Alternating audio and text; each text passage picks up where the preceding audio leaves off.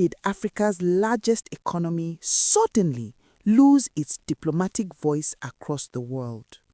For decades, Nigeria was known as a country that spoke loudly on the global stage. From peacekeeping missions across Africa to influential negotiations in international fora, Nigerian diplomats were often at the center of major conversations shaping the continent and beyond. Nigerian ambassadors were not just representatives of a government, they were symbols of a country that carried enormous political weight. But in early 2026, something unusual happened. A quiet diplomatic message from New Delhi began to circulate within foreign policy circles. India had declined to accept Nigeria's ambassador-designate to its capital. The decision was not accompanied by angry statements or public condemnation. There was no dramatic press conference. It was a calm, procedural rejection, the kind that happens quietly behind diplomatic doors. Yet, within Nigeria's foreign policy community, the message landed like a shock wave. India was not rejecting the individual nominee. By most accounts, the ambassador-designate was qualified and experienced. Instead, the refusal was based on a policy, a diplomatic role that India applies to governments nearing the end of their political tenure. Under that policy, India does not accept new ambassadors from governments that have less than 2 years remaining before elections. Nigeria's next presidential election is scheduled for February 2027, and President Bola Ahmed Tinubu's current term ends just a few months later, in May 2027. That meant Nigeria's new envoy would arrive with very limited time to serve. For India, the calculation was simple. For Nigeria, the consequences were far more complicated because the rejection revealed something deeper, a vulnerability that had been building quietly for more than 2 years. The diplomatic crisis did not begin in 2023. It began in September 2023. And the decision taken in that moment would leave Nigeria's foreign missions across the world without permanent ambassadors for an extended period, creating one of the most unusual diplomatic gaps in the country's modern history.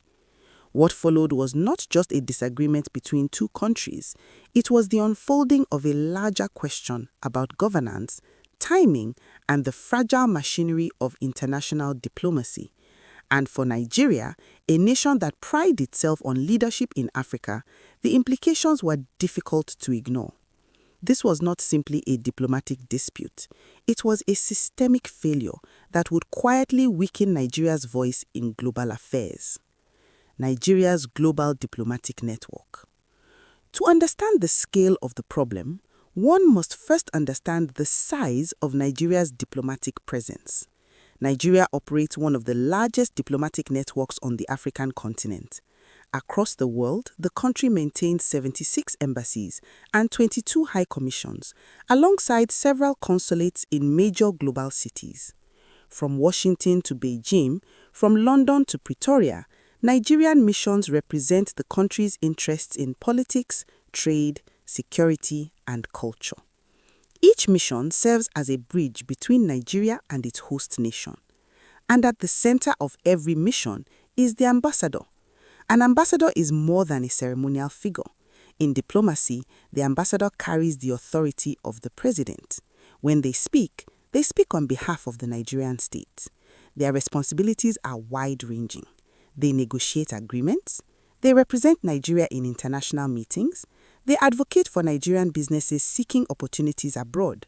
They also serve an important symbolic role. Through ceremonies, public events, and official visits, ambassadors reinforce relationships that may have taken decades to build. Nigeria has historically taken this role seriously. Since gaining independence in 1960, the country built a reputation for strong diplomatic engagement. Nigerian diplomats played leading roles in African peace negotiations, United Nations deliberations, and regional political cooperation. Many of the country's foreign service officers became highly respected figures in global diplomacy. Names like Ibrahim Gambari became synonymous with diplomatic professionalism. Nigeria's missions abroad were not simply bureaucratic offices, they were extensions of the nation's political identity. And for decades, the system functioned with relative stability. But in September 2023, that system was abruptly disrupted. September 2023, the decision that changed everything. Shortly after assuming office, President Bola Ahmed Tinubu made a sweeping decision that caught many observers off guard. In September 2023, the president recalled all of Nigeria's ambassadors and high commissioners across the world. Every single one. 83 diplomats were instructed to return home. The government presented the decision as part of a diplomatic reset. Officials explained that the administration needed time to review Nigeria's foreign engagements and reassess the direction of its diplomacy. Such reviews are not unusual when new governments take office. New presidents often replace ambassadors appointed by previous administrations. It allows them to appoint individuals who align with their foreign policy priorities. But recalling every ambassador simultaneously was a dramatic step. In a single stroke, Nigeria's entire ambassadorial leadership structure abroad disappeared. Embassies remained open. Diplomatic activities continued, but the individuals who carried full ambassadorial authority were no longer there. Instead, Nigeria's foreign missions entered a transitional phase, and that transition would last far longer than many expected. The 2-year diplomatic vacuum. With the ambassadors gone, Nigerian embassies were left under the leadership of officials known as chargés d'affaires. These are experienced diplomats who temporarily take charge when an ambassador is absent. Within the diplomatic system, the role of a chargé d'affaires is important. They ensure the embassy continues to function. But their authority is limited. A chargé d'affaires does not carry the same political weight as a fully accredited ambassador. They cannot always access the highest levels of government in the host country. In diplomatic ceremonies, their rank is lower. Their negotiating power is also reduced. In practical terms, they keep the embassy running, but they do not fully represent the president. As months passed, Nigeria's foreign missions continued operating under these temporary arrangements. Initially, many diplomats assumed the situation would be resolved quickly. New ambassadorial nominations were expected within months. But the months turned into a year, and then another year began. For more than 2 years, Nigeria's embassies around the world operated without substantive ambassadors. In diplomatic terms, that is an unusually long period. Foreign governments noticed, international organizations noticed, and gradually, Nigeria's absence from certain conversations became more visible. Diplomacy thrives on relationships, personal connections between ambassadors and government officials. Without ambassadors present, those connections weakened. Meetings still happened, communication still existed, but the level of engagement was no longer the same. Nigeria's international influence begins to decline. The impact of the diplomatic vacuum was subtle at first. There were no immediate crises, no dramatic confrontations, but over time, the absence of ambassadors began to affect Nigeria's global engagement. Diplomatic negotiations slowed. Certain high-level meetings took place without Nigeria playing the central role it once did. Economic diplomacy, the effort to attract investment and promote Nigerian trade, also became more difficult. In many countries, ambassadors act as advocates for Nigerian companies seeking business partnerships. They lobby for trade agreements. They promote investment opportunities. Without them, the process becomes slower and less effective. Foreign investors often rely on embassies for information and introductions. But when an embassy lacks a full ambassador, its influence inside government circles can diminish. There is also a psychological element in diplomacy. Countries measure each other's seriousness through signals. The presence of a powerful ambassador signals commitment to a relationship. A long-term absence can send a different message. For Nigeria, the message was complicated. Here was a nation of more than 200 million people, the largest economy in Africa, operating one of the continent's biggest diplomatic networks. Yet, its embassies had been without ambassadors for more than 2 years. Inside Nigeria's foreign policy community, questions quietly began to surface. Was the diplomatic reset taking too long? Would the government move quickly enough to restore the country's presence abroad? And if not, what would it mean for Nigeria's influence in an increasingly competitive global landscape? These questions would become even more urgent in late 2025 when the government finally began taking steps to appoint new ambassadors. But by then, the international political calendar had already started to work against Nigeria. The questions inside Nigeria's foreign policy community did not remain unanswered for long.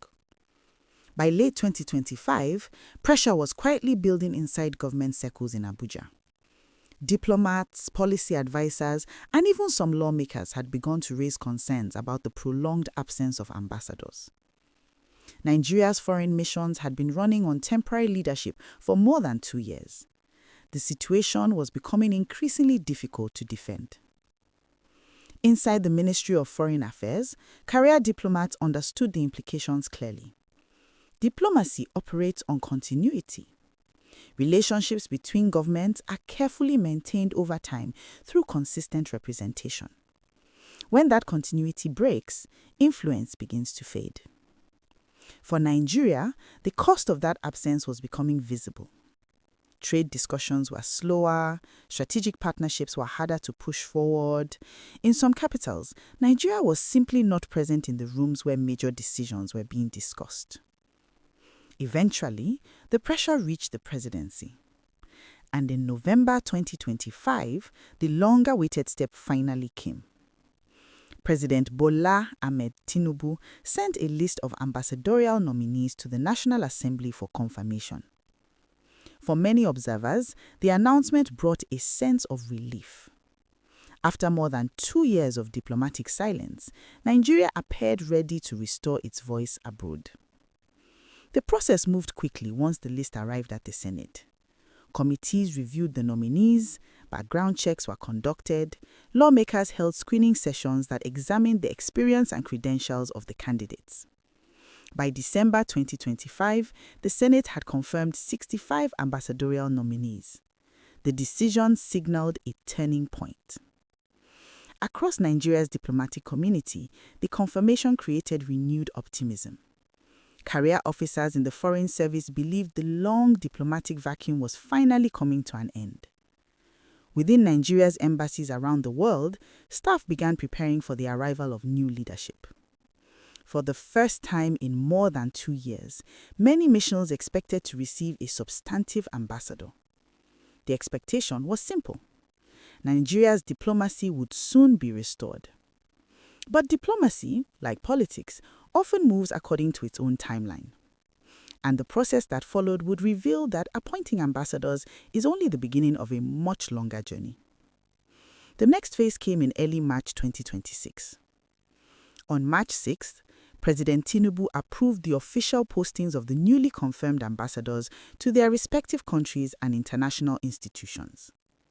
The appointment included a mix of professional diplomats and political figures.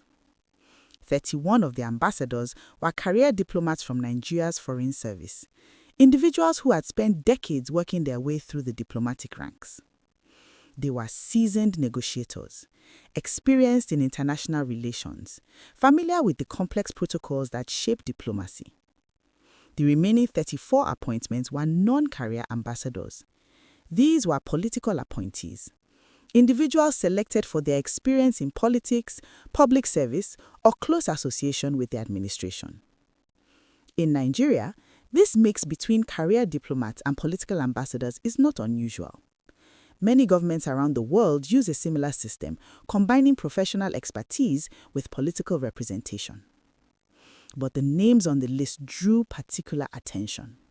Among the most widely discussed nominees was Reno Omokri, a former presidential aide and political commentator who had spent years criticizing government policies before later aligning with the Tinubu administration. Another notable figure was Fani Kiyode, a former minister whose experience in public service made him a recognizable political name. And perhaps one of the most surprising nominations was that of Professor Mahmood Yakubu, the former chairman of Nigeria's Independent Electoral Commission. Yakubu had overseen some of Nigeria's most closely watched elections. His appointment as ambassador to Qatar reflected the government's decision to draw from individuals with deep experience in national institutions. Each nomination carried its own political and diplomatic significance. Within policy circles, the mixture of career diplomats and public figures was seen as an attempt to balance expertise with political loyalty. For Nigeria's diplomatic community, however, the most important development was simple. Ambassadors were finally being deployed. Across foreign missions around the world, preparations began. Embassy staff started planning transition briefings, governments in host countries were informed of the upcoming appointments, diplomatic channels were activated to begin the formal acceptance process.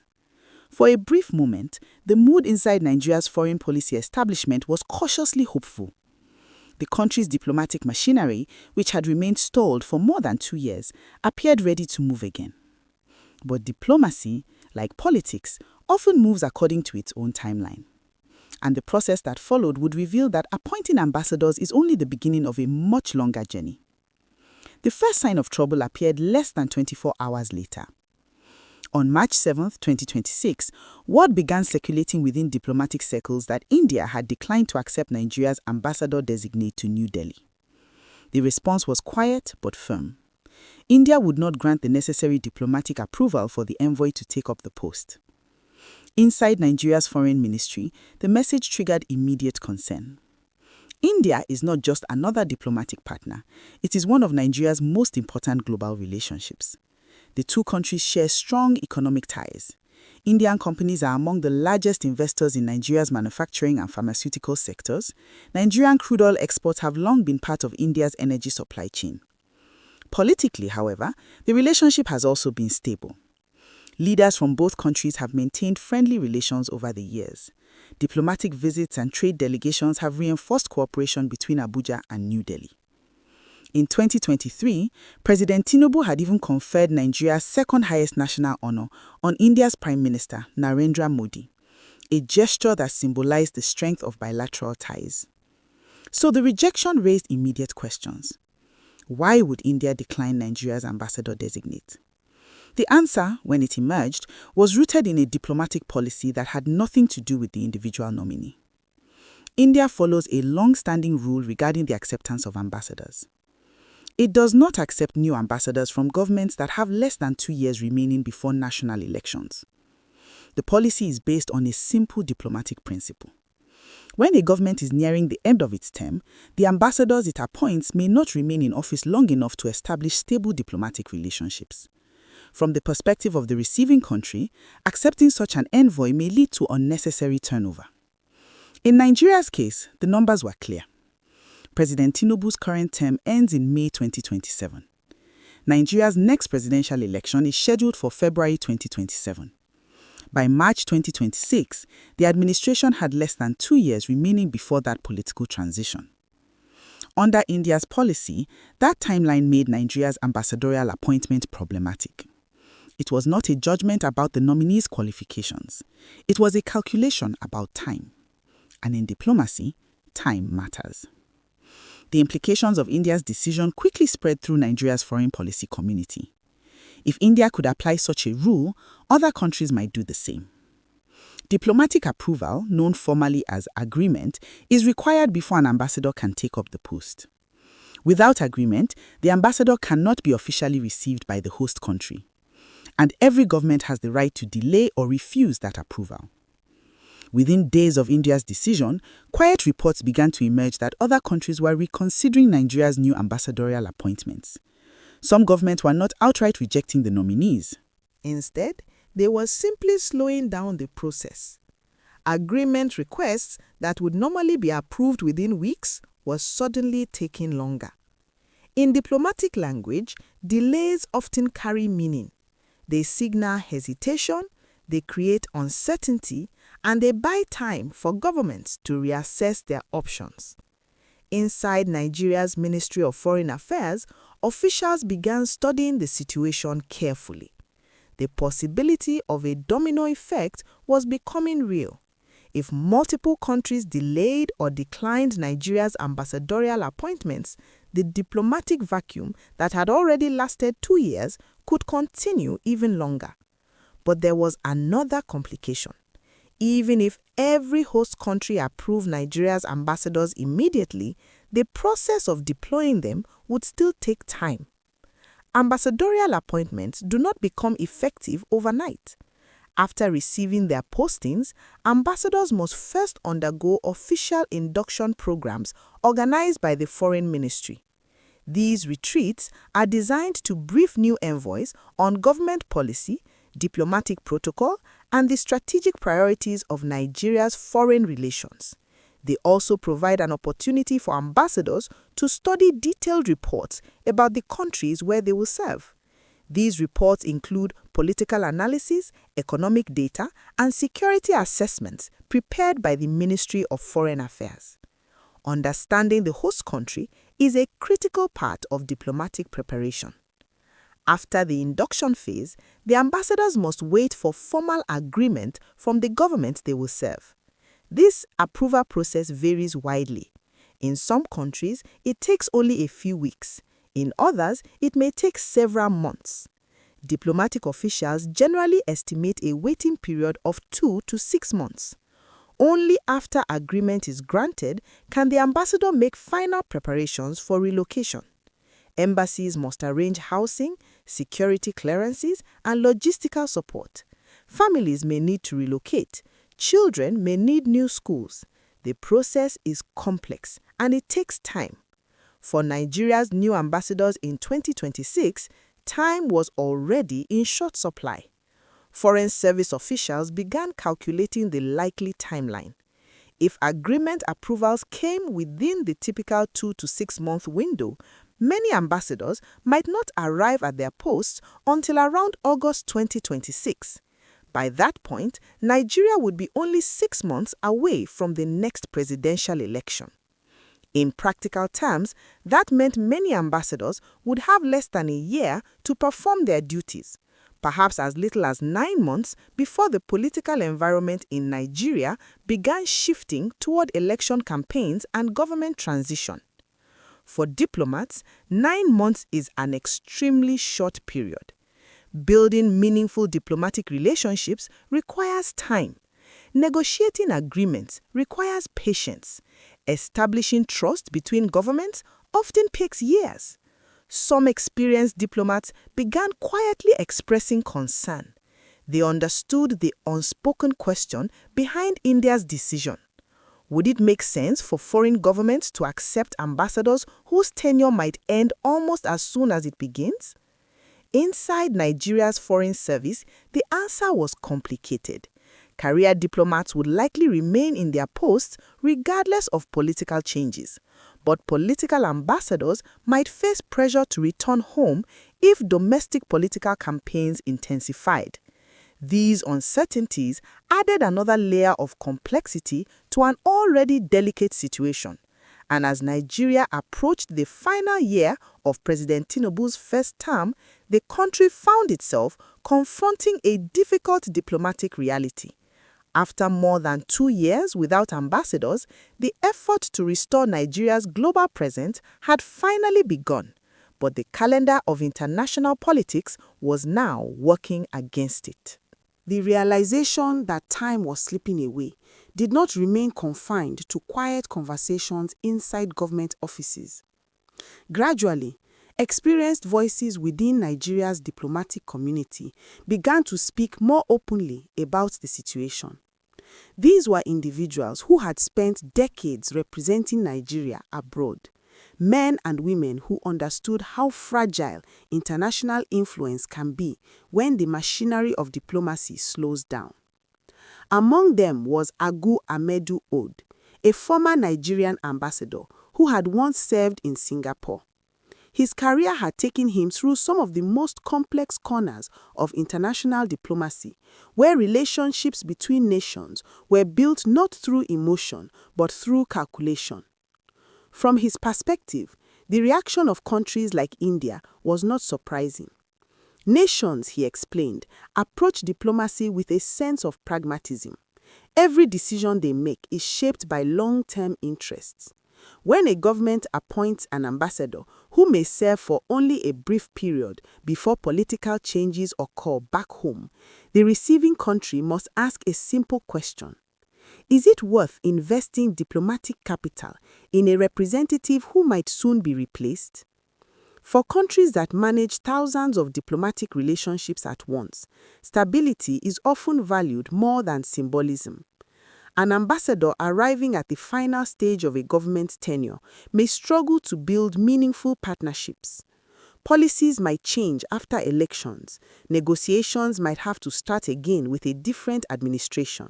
Institutional memory can be disrupted. From the outside, therefore, India's decision appeared less like a rejection and more like a strategic calculation. For Nigeria, however, the situation was more complicated, because behind every diplomatic appointment are human beings whose careers, reputations, and expectations are deeply tied to these decisions. Many of the newly nominated ambassadors had spent years waiting for such opportunities. For career diplomats in particular, becoming an ambassador is often the highest point in a lifetime of service. It represents recognition of experience and dedication within the foreign service. Now, some of those appointments risked being overshadowed by political timing. Another experienced diplomat, Mohammed Abdul, who had served as Nigeria's envoy in various international roles, also began raising concerns. His focus was not only on foreign governments, but on Nigeria's own internal political dynamics. Nigeria's political culture, he noted, is intensely active during election cycles. As elections approach, political figures often return home to participate in campaigns, strategic planning, and party negotiations. For career diplomats, such distractions are rare.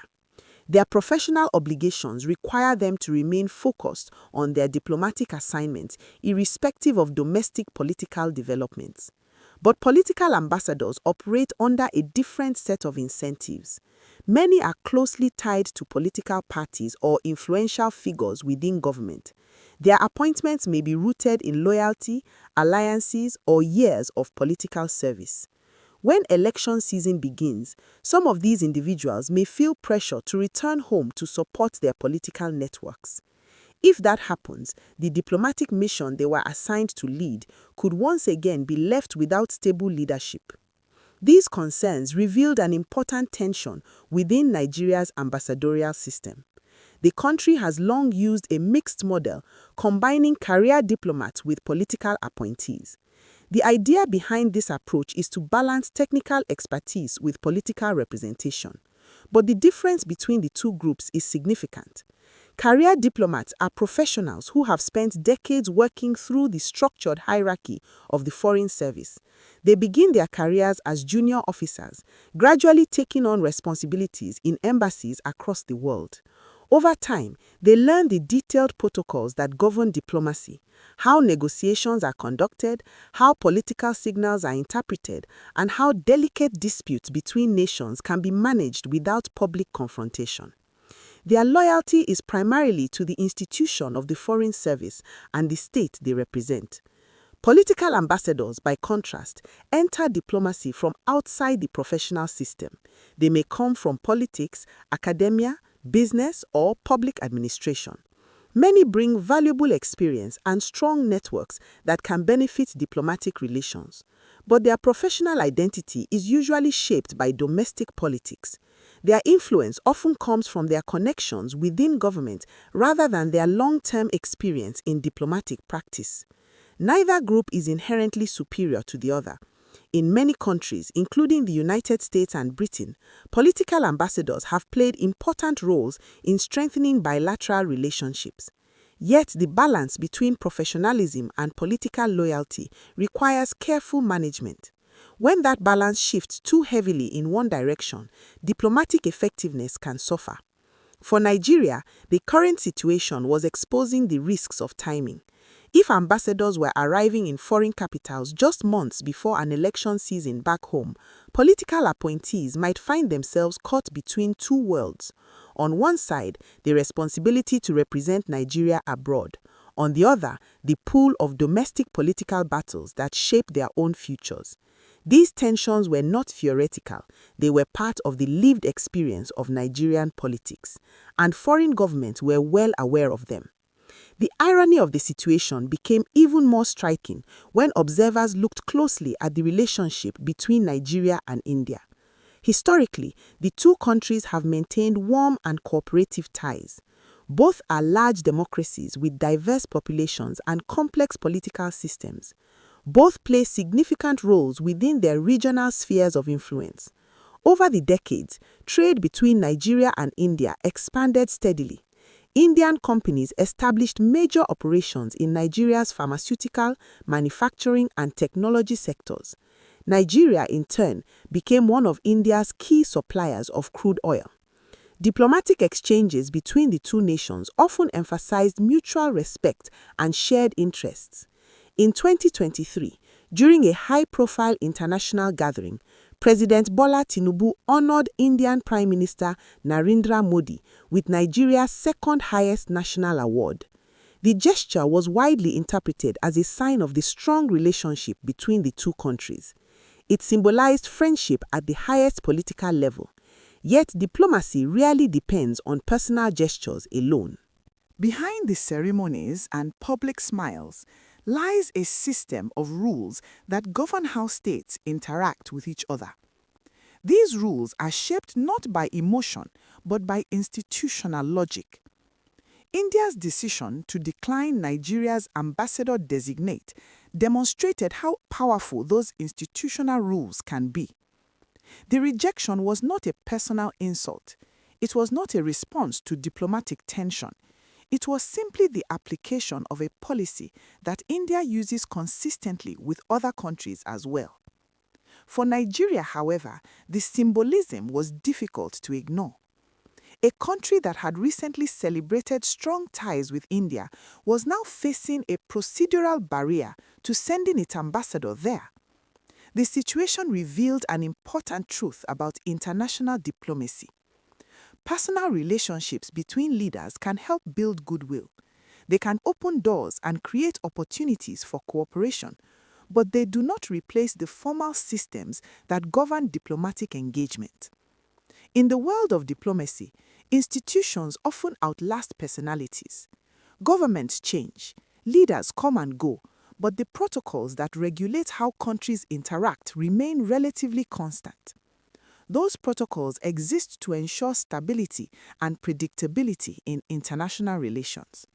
For Nigeria, the current diplomatic challenge was highlighting the gap between personal diplomacy and institutional procedure. Even the strongest political relationships cannot bypass the structural rules that guide diplomatic practice. This realization carried deeper implications for Nigeria's international standing. For decades, the country had been regarded as one of Africa's leading diplomatic powers. Nigeria played central roles in peacekeeping missions across the continent, from Liberia to Sierra Leone. Its diplomats often served as mediators in regional conflicts. Nigerian representatives held influential positions within international organizations, including the United Nations.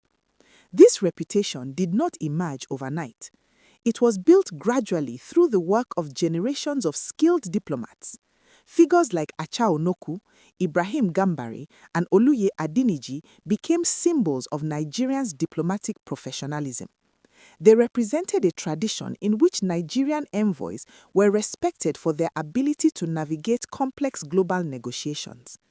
Under their leadership, Nigeria projected an image of confidence and strategic vision. The country's diplomatic service became known for its intellectual depth and its understanding of African political dynamics. Young diplomats entering the foreign service often studied the careers of these pioneers as examples of what Nigerian diplomacy could achieve. Now, however, some observers worried that this legacy was being placed at risk. The prolonged absence of ambassadors, followed by the uncertainty surrounding new appointments, was raising questions about Nigeria's diplomatic consistency. International influence is not only about military power or economic size, it is also about credibility. When a country demonstrates reliability in its diplomatic commitments, other nations are more likely to treat its representatives with respect. But when diplomatic engagement becomes unpredictable, confidence can slowly erode. For Nigeria, the current situation was not yet a collapse of its diplomatic standing. The country still maintained extensive international relationships. Its embassies remained operational. Its diplomats continued to participate in multilateral institutions. Yet, the events unfolding around the ambassadorial appointment were sending a subtle message. They suggested that Nigeria's diplomatic system was experiencing strain. And in the world of international relations, even small signals can carry significant weight. Foreign governments pay close attention to these signals. They analyze not only what countries say, but how they organize their institutions. The stability of a nation's diplomatic service often reflects the stability of its political decision-making. As Nigeria moved closer to its next election cycle, the country found itself navigating a delicate balance. On one side was the desire to restore its diplomatic presence abroad after a long period of absence. On the other was the reality that international partners were making their own calculations about time, continuity, and political change. For Nigeria's diplomats, both career professionals and political appointees, the coming months would become a test of resilience. They would need to demonstrate that the country's diplomatic tradition, built over decades of careful engagement, could still withstand the pressures of political timing.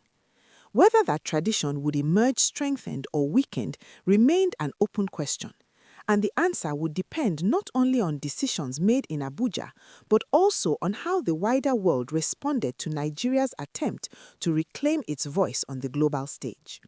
As the weeks passed, the consequences of Nigeria's diplomatic delay began to travel quietly across international policy circles, not through dramatic headlines or official condemnations, but through the more subtle channels where foreign policy is actually shaped: private briefings, strategic reports, and conversations between diplomats who observe the global system closely.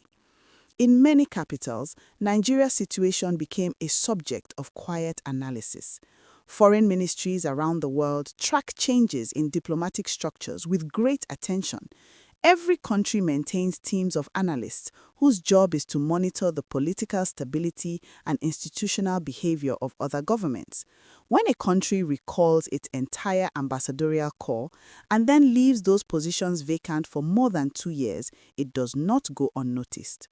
To these observers, the situation raised important questions about Nigeria's internal coordination. Diplomacy is often seen as the external face of a nation's governance. The speed and consistency with which a country manages its foreign service can reflect deeper patterns inside its political system. If ambassadorial appointments stall for long periods, analysts begin to wonder whether policy priorities are shifting, whether administrative bottlenecks exist, or whether internal political negotiations are slowing decisions. None of these interpretations necessarily imply crisis, but they do shape how other governments assess a country's reliability. For Nigeria, the perception was becoming complicated. On one hand, the country remained a major force in Africa. Its population, economic potential, and military capabilities still made it one of the continent's most influential states. Nigerian leaders continued to participate in global summits and regional negotiations. The country remained deeply involved in organizations such as the African Union and the United Nations. Yet the prolonged absence of ambassadors had created an unusual diplomatic silence. In the world of international politics, influence is not only measured by what a country says, but by how consistently it appears in the rooms where decisions are made. Ambassadors play a central role in that presence. They attend regular meetings with foreign ministers, parliamentary committees, business leaders, and international organizations. They advocate for their country's interests day after day, building networks that strengthen political and economic partnerships. When those voices disappear for extended periods, influence gradually weakens. Foreign policy experts who study Nigeria began expressing concern that the country's diplomatic momentum might be slowing. Some analysts pointed out that other African states had been expanding their diplomatic engagement during the same period. Countries like Rwanda, Kenya, and South Africa had invested heavily in strengthening their foreign missions, seeking new economic partnerships and political alliances. In global diplomacy, influence rarely remains empty for long. When one country steps back, others often move forward. This was the quiet fear among some observers that Nigeria's temporary absence might allow competing voices to shape conversations that once relied heavily on Nigerian leadership. Another concern involved credibility. Diplomatic credibility is built over time through consistency.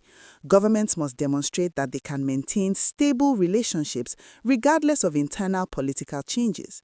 When foreign governments see long delays in ambassadorial appointments, they sometimes begin to question how quickly new agreements can be implemented or how durable policy commitments might be. For international investors, these signals can also matter. Investment decisions are rarely based on a single factor. Companies evaluate economic potential, political stability, and the reliability of government institutions before committing major resources to a country. Ambassadors often play an important role in these discussions. They reassure investors, facilitate negotiations, and help address regulatory concerns that may arise during business partnerships. Without strong diplomatic representation, those conversations become harder to sustain. None of these consequences appear overnight. Diplomatic reputations do not collapse in a single moment. Instead, they shift gradually through a series of small signals that accumulate over time. For Nigeria, the concern was that the prolonged absence of ambassadors had begun sending those signals to the outside world. Inside Nigeria itself, the debate about how to respond was becoming more urgent. Policy experts, former diplomats, and political commentators began asking a series of difficult questions. Was it still possible to repair the situation before the next election cycle? Could the newly appointed ambassadors deploy quickly enough to rebuild Nigeria's diplomatic presence abroad? Or had the delay already created a gap that would take years to fully close? These questions were not simply academic. They touched on the deeper issue of how government manage transitions between domestic politics and international responsibilities. Every democracy faces the challenge of balancing election cycles with long-term policy commitments. Elections are moments of intense political activity. Leaders must focus on campaigning, party organization, and maintaining popular support. Diplomacy, however, operates on a different timeline. International relationships require patience and continuity. Negotiations may last for years before producing tangible results. Trade agreements, security partnerships, and cultural exchanges all depend on sustained engagement between countries. When domestic political calendars disrupt that engagement, diplomatic momentum can stall. In Nigeria's case, the timing of the ambassadorial appointment had created exactly this tension. If the ambassadors arrived at their post around August 2026, as many Foreign Service officials expected, they would have only a few months to establish themselves before the political atmosphere at home shifted fully towards the 2027 elections. During election seasons, government often become inward-looking. Political leaders focus on domestic debates, campaign strategies, and coalition building. Diplomatic initiatives may receive less attention. For newly appointed ambassadors, this environment can make their work significantly more difficult. They must introduce themselves to foreign governments, build relationships with political leaders, understand the strategic priorities of their host countries, and identify opportunities for cooperation, all within a compressed time frame. Even experienced diplomats would find such a task challenging. Yet the question remained, was there still time to make meaningful progress? Some policy analysts believed the situation could still be stabilized if the government moved quickly and strategically. One possibility involved prioritizing key diplomatic missions. Not every embassy plays the same role in a country's foreign policy. Some locations, such as Washington, London, Beijing, and Brussels, serve as central hubs for international negotiations. Ensuring that ambassadors reached these critical capitals quickly could help Nigeria maintain influence in the most important diplomatic arenas. Another option involved strengthening the role of career diplomats already serving in embassies. These officers possess institutional knowledge and long-standing relationships with foreign governments. Empowering them with clearer authority could help maintain continuity while the new ambassadors settled into their roles. There were also calls for the government to streamline the bureaucratic processes involved in diplomatic deployment. Induction programs, briefing sessions, and logistical arrangements are important parts of ambassadorial preparation. But when time is limited, delays in these stages can reduce the effective period an ambassador spends in their host country. Simplifying these procedures might allow Nigeria's new envoys to arrive at their posts sooner.